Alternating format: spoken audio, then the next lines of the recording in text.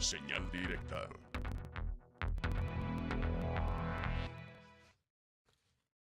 Es el momento de escuchar la opinión, la colaboración del doctor Armando Zacarías, a quien saludamos con mucho gusto. ¿Cómo está, doctor? Buenas tardes.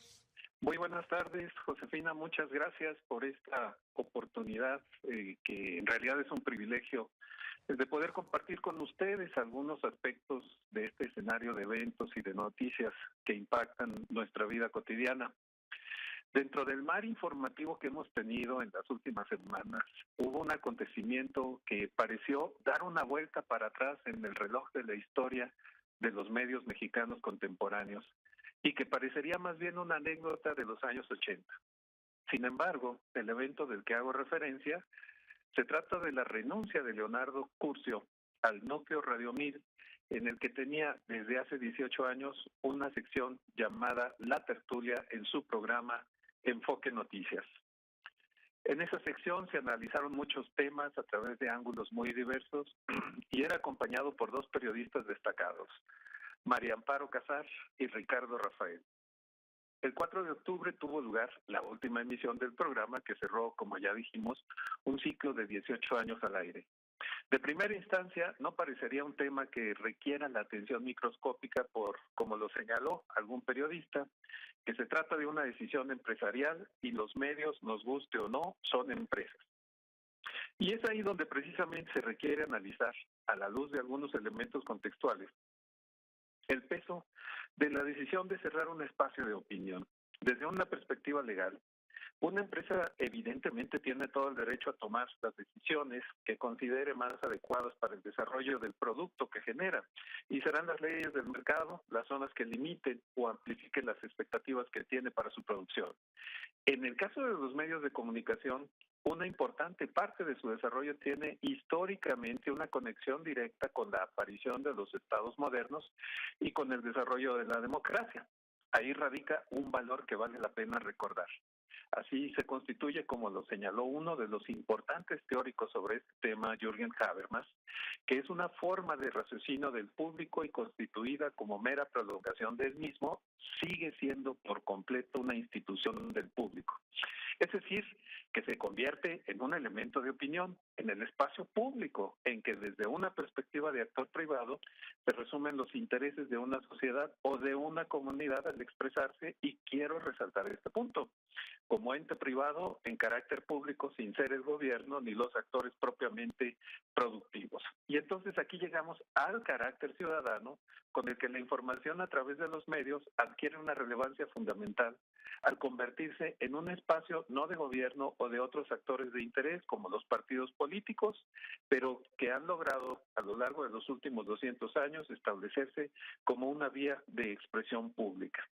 De esta forma llegamos ante el escenario de la legalidad y de la legitimidad, que son temas diferentes aunque muy parecidos.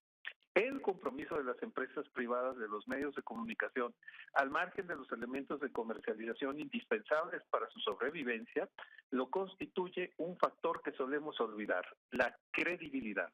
Un medio debe tener veracidad y ser creíble para estar dentro del marco de la transmisión de información, y esta se convierte en la materia prima ciudadana para tomar decisiones. Decisiones de diversa índole, desde la cotización del peso frente al dólar, pasando por usar o no un paraguas durante el día, o, un escenario más complejo, decidir por opciones políticas en el ámbito de la representación ciudadana. Hay un ámbito ético importante en las decisiones que se toman dentro de los medios de comunicación. Ciertamente, en lo referente a los espacios publicitarios, nos ubicamos en un terreno extremadamente sensible en la historia de los medios mexicanos, que han conocido una historia de connivencia y convivencia con los gobiernos, particularmente en la era revolucionaria de los años 30 hasta el 2000, en que la presidencia de la República cambió de color. La década del 90 y particularmente los primeros años de este siglo han marcado cambios importantes en la forma en que se abordan los contenidos y se expresan las voces privadas convertidas en públicas en los medios mexicanos. El sistema universitario de radio y televisión es afortunadamente un claro ejemplo de ello.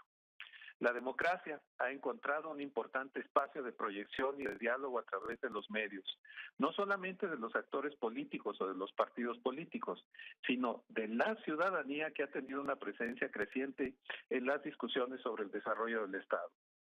En 2016, de acuerdo con una medición realizada por el periódico El Economista, se establecía que las instituciones con mayor confianza ciudadana siguen siendo las universidades, seguidas de la Iglesia y el Ejército, aunque estas tres instituciones sufrieron una disminución de 0.2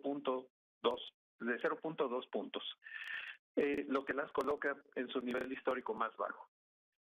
Por el contrario, las peores instituciones medidas de confianza son los partidos políticos, los sindicatos y los diputados y la policía. En ese estudio, las estaciones de radio y los medios de comunicación en general se encuentran en quinto y sexto lugar de 17 instituciones analizadas. Insisto en que la democracia requiere un espacio fundamental, no el único, pero sí de influencia contundente como son los medios, que reiterando el valor de la credibilidad genera una mayor confianza de esa información en su perspectiva ciudadana y regreso a la legalidad y a la legitimidad. Uno de los aparentes factores que implicaron la renuncia de los periodistas de Leonardo Curcio lo constituyó un análisis sobre partidos y gastos de partidos, del Fondo de Reconstrucción y los mecanismos que estos mismos partidos han planteado en esa insana subasta de autoflagelación de desprenderse de una parte de sus prerrogativas de financiamiento. De esta forma, el golpe de mano sobre la mesa de la estación lo constituyó una importante cantidad de compra de espacio publicitario gubernamental y del partido político, en desacuerdo con la forma en que se desarrolló la temática de financiamiento de partidos y participación en el Fondo de Reconstrucción por parte de la mesa de la tertulia. La presión recayó sobre el director de la estación de radio y el director de la estación de radio sobre Leonardo Curcio. Leonardo Curcio afirma que no quiso ceder a la presión del director del Núcleo Radio 1000 de ofrecer las cabezas de sus analistas luego de presiones que él mismo atestigua, no tiene los elementos para afirmar que las cosas sucedieron así. Sin embargo, la presión del director del Núcleo Radio 1000 fue contundente. En artículos firmados por el propio Ricardo Rafael y Amparo Casar, se avanza en ese sentido de comprensión de ese espacio radiofónico. Quizá la referencia más cercana sobre cierres de espacios de opinión causados por intervenciones o enfrentamientos lo encarne de manera ejemplar Carmen Aristegui y el conflicto por la supresión de su espacio noticioso en MBS. Sin embargo, el tema de fondo no lo constituyen propiamente los periodistas, sino la fragilidad que aún tienen los medios de comunicación frente a actores de poder que puedan intervenir sobre escenarios de opinión que, como ya señalé, han formado parte de un patrimonio intangible que la sociedad mexicana ha logrado establecer.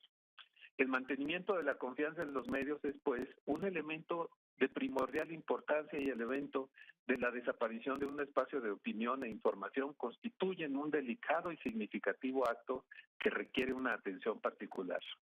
Es interesante ver que en el citado estudio del Economista se observa de manera cualitativa que las personas que tienen mayor confianza en la radio son personas con una formación de primaria o menos, mayores de 50 años, así como de sectores rurales, en tanto que los que dentro de ese rango menos confianza expresan son personas con estudios de preparatoria y mayoritariamente entre 30 a 49 años, aunque con esa diferencia el rango de confianza sigue siendo alto. Si uno toma en consideración estos aspectos, bien harían los medios en reconsiderar los espacios sociales y ciudadanos legítimos como un bien intangible. Sin embargo, sigue hasta este momento prevaleciendo la perspectiva legal. Es importante destacar este evento para no olvidar los años 80 en que la relación desde el gobierno respecto de los medios era considerada patrimonialista e inclusive casi exclusiva y privada. El 7 de junio de 1982, Día de la Libertad de Prensa, el presidente en turno expresó la famosa frase: "No pago para que me peguen". Josefina, agradezco mucho el espacio al Sistema de Radio y Televisión de la Universidad de Guadalajara y estaremos en comunicación en sesiones próximas. Muchas gracias y buenas tardes.